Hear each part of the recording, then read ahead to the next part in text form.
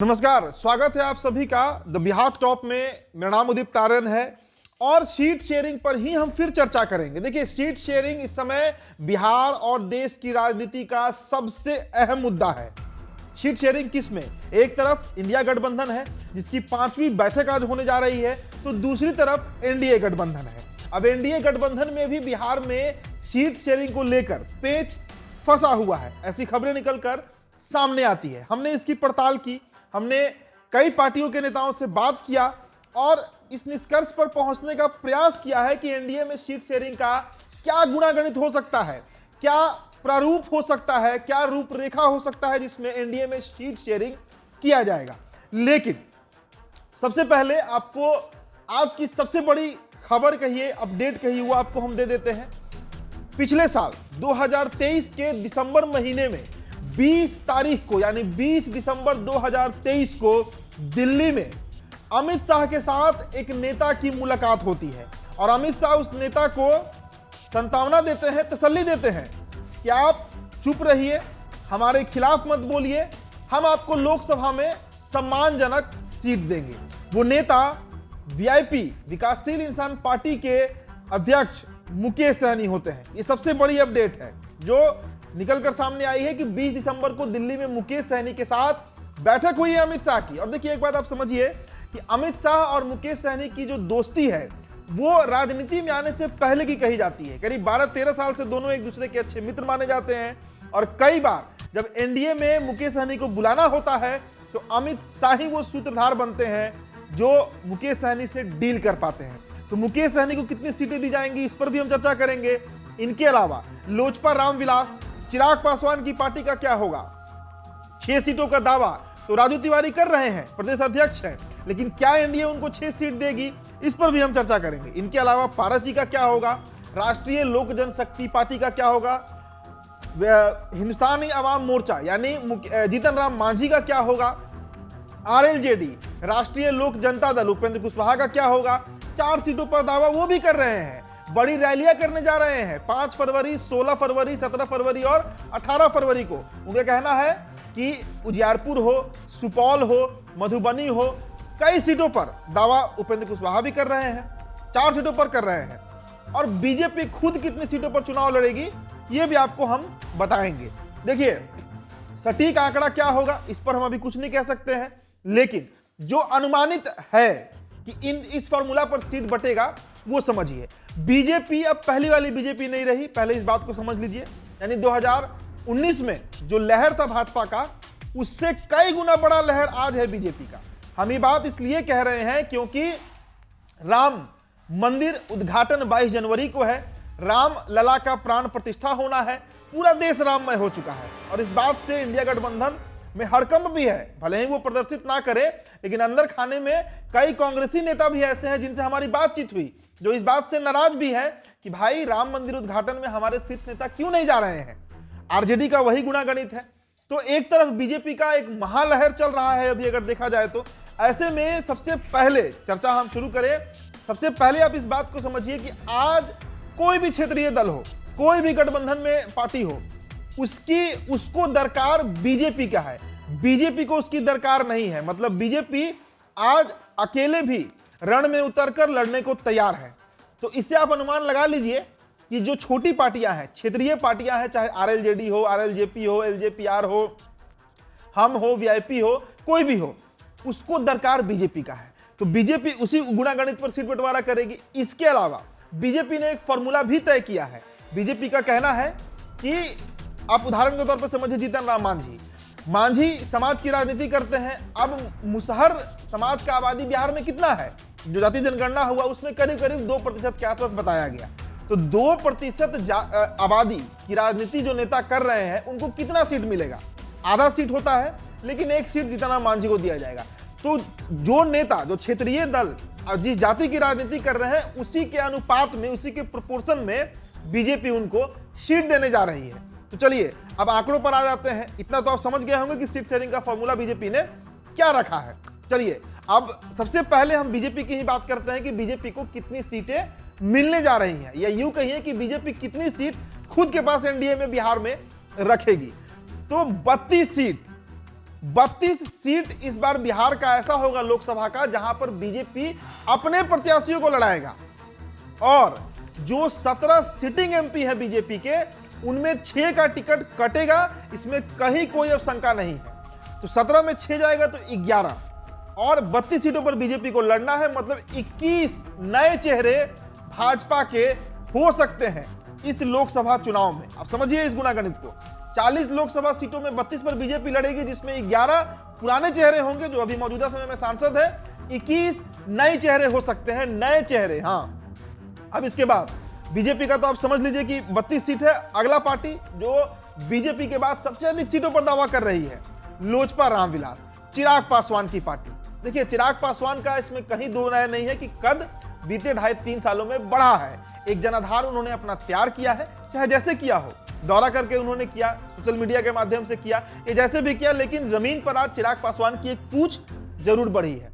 लेकिन सबसे बड़ा जो अवरोध है, जैसे 2014 में उनकी पार्टी को 6 सीट मिला था, 2019 में भी उनकी पार्टी को बीजेपी ने 6 सीट पर लड़ाया था, लेकिन आज वो लोजपा का रूप नहीं रहा। आज लोजपा 2 भागों में विभाजित हो चुकी है, बढ़ चुकी है।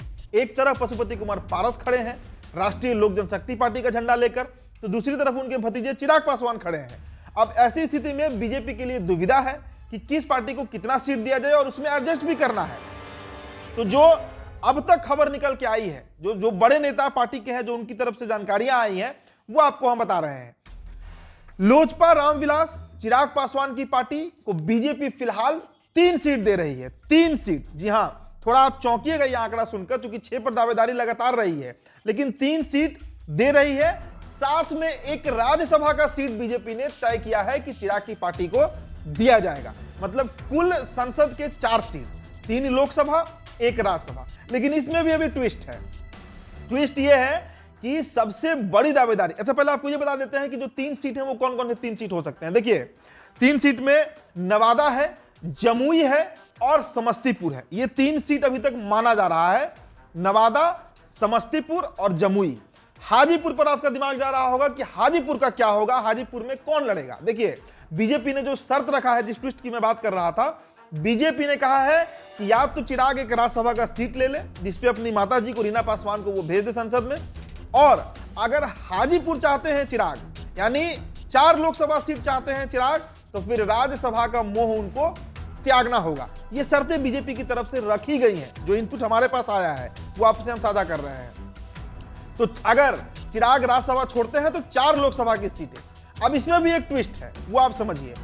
पशुपति कुमार पारस की पार्टी को 2 सीट बीजेपी देने जा रही है, जो अब तक इनपुट है। वो 2 सीट कौन होगा? चाचा और भतीजा, प्रिंस पासवान और पशुपति कुमार पारस, यही 2 सीट होगा। चूंकि ये रामविलास पासवान के मतलब सगे हैं, भाई और भतीजा हैं, इसलिए बीजेपी इनको 2 सीट देगी।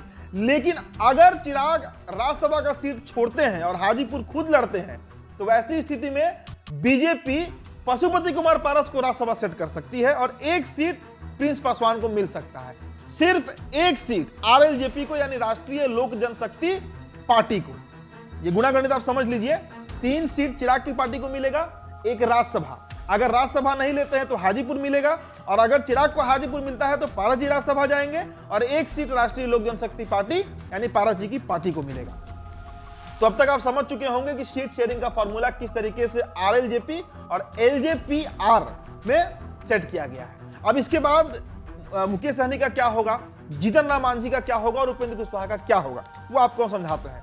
देखिए, 20 दिसंबर को जो मुकेश सहनी की बैठक हुई अमित शाह के साथ, उसके बाद अमित शाह ने कहा है कि सम्मानजनक सीट देंगे। आपको मैंने चर्चा की शुरुआत में बताया था कि जाति की जो राजनीति कर रहे हैं बिहार में, उस जाति का कितना पॉपुलेशन है, कितनी आबादी है, कितने वोटर्स हैं, उस पर बीजेपी तय करेगी कि कितना सीट देना है। तो मुकेश सहनी मल्लाहों की राजनीति करते हैं, निषाद की राजनीति करते हैं, केवट की राजनीति करते हैं, जिनकी बिहार में आबादी करीब करीब 6% के आसपास बताई गई है। अब आप इस बात को समझिए कि क्या 6% जो कुल वोटर है वो सिर्फ मुकेश सहनी के हैं? नहीं, पारंपरिक रूप से जो मल्लाह समाज है वो बीजेपी को वोट पिछले 10-15 सालों से करते आ रहा है, तो बीजेपी के अपने भी वोटर उस समाज में है। उसके बाद हरीश सहनी को नेता प्रतिपक्ष बनाया गया विधान परिषद में, जिसका एक बड़ा इंपैक्ट पड़ा उस समाज पर। तो बीजेपी कुल मिलाजुलाकर मुकेश सहनी को 1 सीट दे सकती है, और वो सीट कटिहार हो सकता है। कटिहार हम इसलिए कह रहे हैं क्योंकि फिलहाल वहां से जदयू के सांसद हैं दुलार चंद गोस्वामी, और वहां से बीजेपी मुकेश सहनी को लड़ा सकती है। हालांकि मुकेश सहनी का दावा जो है वो मुजफ्फरपुर पे रहता है, क्योंकि मुजफ्फरपुर को मल्लाहों का एक राजधानी कहा जाता है, लेकिन अजय निषाद वहां से सिटिंग एमपी है और बीजेपी उनका टिकट फिलहाल नहीं काटने के मूड में है। तो कटिहार, जिसकी चर्चा लंबे समय से चलते आई है कि कटिहार से मुकेश सहनी एनडीए के सिंबल पे लड़ेंगे, यह संभावित है 20 दिसंबर की बैठक के बाद। अब इसके बाद मांझी जी को आप समझिए, जीतन राम मांझी की पार्टी हिंदुस्तान अवाम मोर्चा। जीतन राम मांझी की जो पार्टी है वो 2 सीटों पर दावा कर रही है 2 सीटों पर। एक तो उनका जो पारंपरिक सीट रहा है गया, और दूसरा जहानाबाद। लेकिन बीजेपी, चूंकि उनकी जिस जाति की वो राजनीति करते हैं 2% है, तो बीजेपी उनको मुश्किल से मुश्किल 1 सीट देगी। अब वहां से जीतन राम मांझी खुद लड़े या अपने बेटे संतोष सुमन को लड़ाए, वो सीट गया होगा, क्योंकि गया रिजर्व सीट भी है, जहां से मांझी लोग अधिकतर, अभी वहां से विजय मांझी जो है वो सांसद हैं जदयू के। इसके पहले हरि मांझी थे, भाजपा से सांसद थे, 2014 में जीते थे। तो गया लोकसभा सीट जो है वहां से जीतन राम मांझी एक सिंगल सीट ले सकते हैं और उस पर वो चुनाव लड़ सकते हैं। तो यही गुणागणित है जिस पर एनडीए में सीट बंटवारा हो सकता है। अब इसके अलावा एक और बात समझिए, कुछ नेता ऐसे हैं जिनको बीजेपी अपनी सिंबल पर चुनाव लड़ा सकता है। जैसे उपेंद्र कुशवाहा की आप बात करिए, उनके पार्टी के ही जो सूत्र हैं वो ये बात बताते हैं, और कई महीनों से हमारी बातचीत उनसे होती है। उनका कहना है कि अगर 1 सीट भी दे दिया जाए उपेंद्र कुशवाहा को, हालांकि 4 सीटों पर दावेदारी है उनकी, लेकिन बीजेपी 4 तो देने से रही, 4 कभी नहीं मिलेगा उपेंद्र कुशवाहा को। 1 सीट उनको मिल सकता है, और अगर वो नहीं मिला, क्योंकि आज जिस जाति की राजनीति कर रहे हैं उपेंद्र कुशवाहा, उस जाति का एक बड़ा नेता आज बीजेपी का प्रदेश अध्यक्ष है, सम्राट चौधरी, और उपेंद्र कुशवाहा निष्कासित किए गए हैं नीतीश कुमार की तरफ से। एनडीए वो छोड़ चुके हैं 2018 में, तो अपना स्टैंड तो उन्होंने कभी क्लियर रखा नहीं, कोई बहुत मजबूत नेता के रूप में खुद को स्थापित नहीं कर पाए। हमेशा एक बैक बेंचर, जिसे कहा जाता है राजनीति में, वो नीतीश कुमार के पिछलगू बन के ही रहे। तो इसलिए यह भी संभावित है कि उपेंद्र कुशवाहा को बीजेपी अपने सिंबल पर चुनाव लड़ा दे, यानी कमल छाप पर हो सकता है कि उपेंद्र कुशवाहा चुनाव लड़े।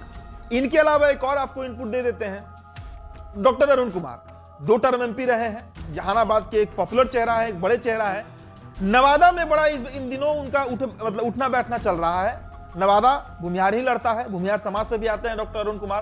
तो यह भी संभावित है कि नवादा, जहां से अमित शाह ने डंके की चोट पर ऐलान किया था कि नवादा इस बार हम लड़ेंगे, नवादा से हो सकता है कि बीजेपी के सिंबल पर, संभावित है, देखिए हम कंफर्म कुछ नहीं बता रहे हैं, संभावित है कि नवादा सीट पर डॉक्टर अरुण कुमार, माफ कीजिएगा, लोक जनशक्ति पार्टी रामविलास के राष्ट्रीय उपाध्यक्ष हैं, नेशनल वाइस प्रेसिडेंट है, वो हो सकता है। क्योंकि 3 ही सीट मिलना है लोजपा को, तो उसमें अगर अरुण कुमार सेट नहीं हो पा रहे हैं, तो हो सकता है कि बीजेपी से वो नवादा में चेहरा बन सकते हैं। हालांकि ये सब संभावित है, इस पर अभी किसी बात पर हम मुहर नहीं लगाएंगे, लेकिन जो सीट शेयरिंग का फॉर्मूला हमने आपको बताया, बीजेपी 32, चिराग की पार्टी 3, 2 सीट पशुपति कुमार पारस को, और 1-1 सीट पर लड़ेंगे उपेंद्र कुशवाहा, मुकेश सहनी और जीतन राम मांझी। तो अभी तक तो यही रूपरेखा दिख रहा है एनडीए में सीट शेयरिंग का। अब आगे इसमें क्या डेवलपमेंट होगा, इस पर फिर हम कभी चर्चा करेंगे। फिलहाल इस रिपोर्ट में इतना ही, चर्चा में इतना ही। आपकी जो प्रतिक्रिया होगी हमारे कमेंट बॉक्स में जरूर दीजिएगा। मेरा नाम उदीप तारन है, द बिहार टॉपर वीडियो आप देख रहे थे। बहुत बहुत शुक्रिया।